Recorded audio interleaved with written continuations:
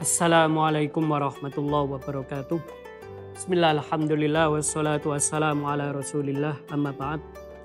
Pada hadis ke-38, wasailul qurbi minallah ta'ala wa naili mahabbatih. Jalur-jalur menuju taqarrub kepada Allah dan meraih cintanya. An Abi Hurairah radhiyallahu anhu qala Rasulullah sallallahu alaihi wasallam, Innallah ta'ala qala, Allah berfirman, hadis ini hadis qudsi, man adali waliyan, barang siapa memusuhi kekasihku, faqad adangtu bil harb, maka sama seperti menunjukkan atau menabuh genderang perang dengan Allah. Wa ma taqarraba ilayya 'abdi bi syai'in, dan tidak ada sesuatu pun yang bisa dilakukan oleh seorang hamba untuk mendekat kepada Allah, ahabba ilayya, yang lebih dicintai oleh Allah, mimma iftaratu alaihi, kecuali atau dibandingkan dengan apa yang diwajibkan oleh Allah.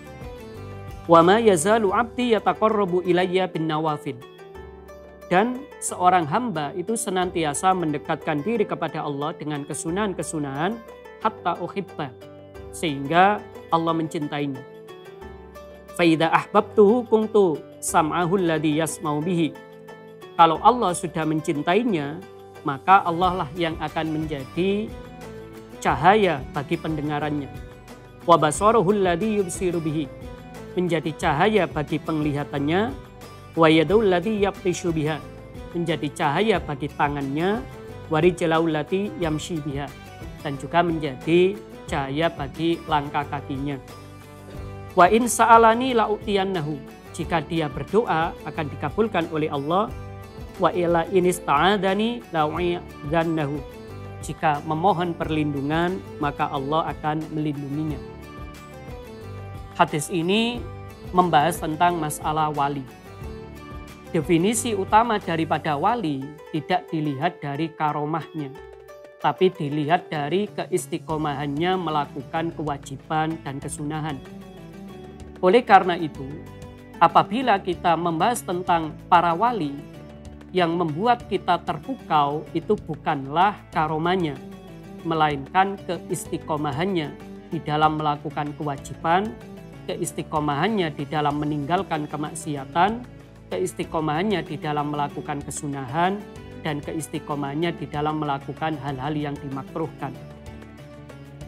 Di sisi lain, bahwa hadis ini menjadi salah satu tips bagaimana agar kita menjadi waliullah, orang yang dicintai oleh Allah. Yang pertama adalah memprioritaskan apa yang menjadi kewajiban. Yang menjadi kewajiban kita ada dua, yaitu melakukan sesuatu yang sifatnya fardu dan meninggalkan hal-hal yang bersifat haram. Itu menjadi satu paket. Dengan demikian, hal utama dari seorang wali adalah dia menghindari kemaksiatan. Oleh karena itu, salah satu sifat yang melekat kepada wali adalah dia mahfud. Mahfud artinya terjaga dari melakukan dosa besar atau dari melakukan dosa kecil yang dilakukan secara terus-menerus. Hal ini menunjukkan apabila kita ingin menjadi waliullah, maka hal pertama yang kita lakukan adalah meninggalkan dosa-dosa yang besar, kemudian berusaha keras untuk meninggalkan dosa-dosa kecil. Sekalipun kita tentu sebagai manusia akan melakukan dosa-dosa kecil. Di sisi lain, kita juga melakukan apa yang menjadi kewajiban kita. Tentu saja dalam konteks ini, seperti menjalankan rukun Islam, maupun kewajiban keseharian, baik kewajiban di lingkup keluarga, lingkup profesional, maupun di lingkup masyarakat.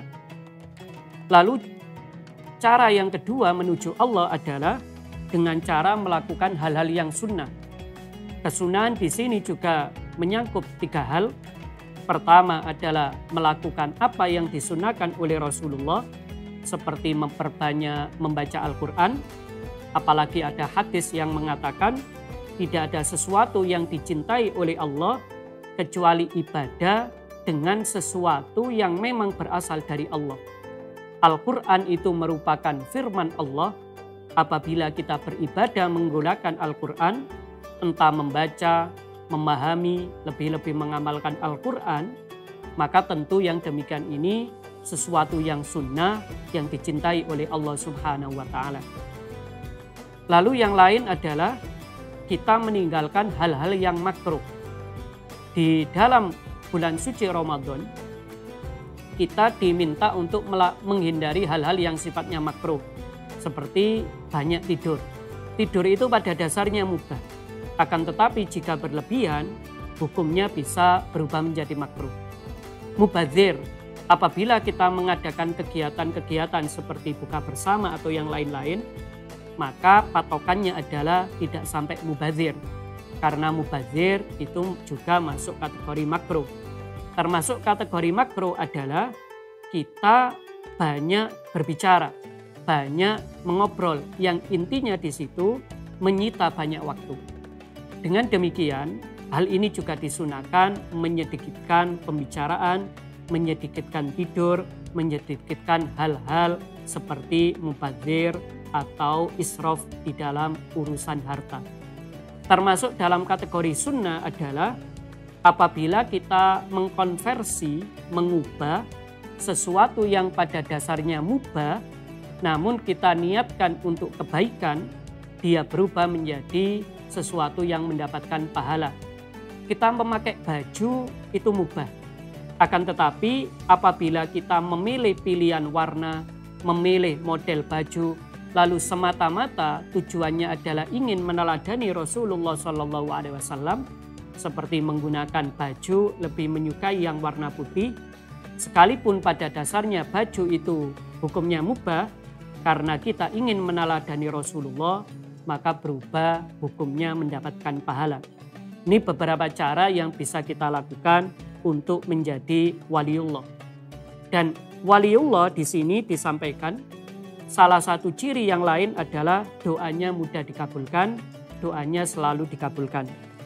Di dalam syarah hadis ini, semua wali itu punya satu ciri khusus, di samping dua yang disampaikan tadi, yaitu melakukan kewajiban dan melakukan kesunahan.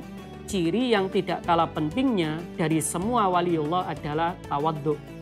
Sehingga dengan demikian, apabila seseorang sudah bertawadhu, itu menjadi ciri-ciri dari seorang waliullah.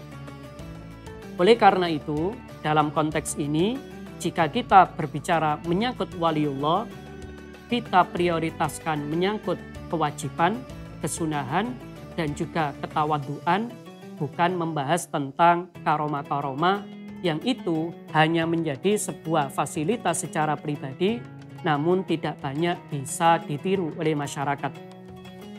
Lalu pada poin berikutnya, di dalam hadis 39, bahwasanya ada beberapa amalan yang di dalam Islam tidak mendapatkan hukuman atau dosa, yaitu anna Rasulullah sallallahu alaihi wasallam qala innallaha tajawaza li an ummati al khata' wan nisyan wa mastukrihu alaihi.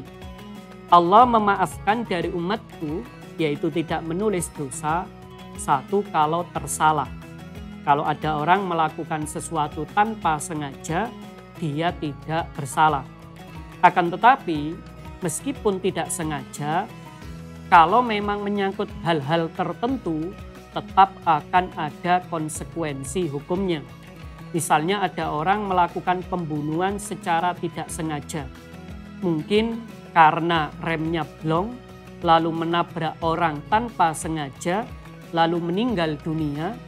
Yang demikian ini, meskipun tidak sengaja, tentu tidak akan mendapatkan dosa, namun tentu akan ada konsekuensi secara hukum, yaitu mendapatkan hukuman dan yang lain-lain.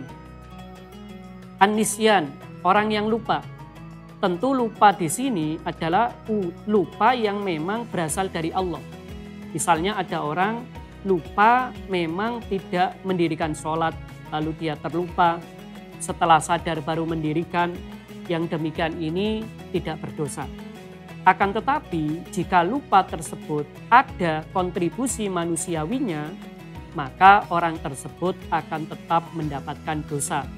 Misalnya ada orang hafal Al-Quran, lalu dia tidak melakukan baca Al-Quran setiap hari, dia sudah punya hafalan Al-Quran, lalu dia tidak ikhtiar menjaganya, dia tidak membacanya setiap hari, yang demikian ini lupa yang tetap mendapatkan konsekuensi hukum, orang tersebut dihukumi berdosa.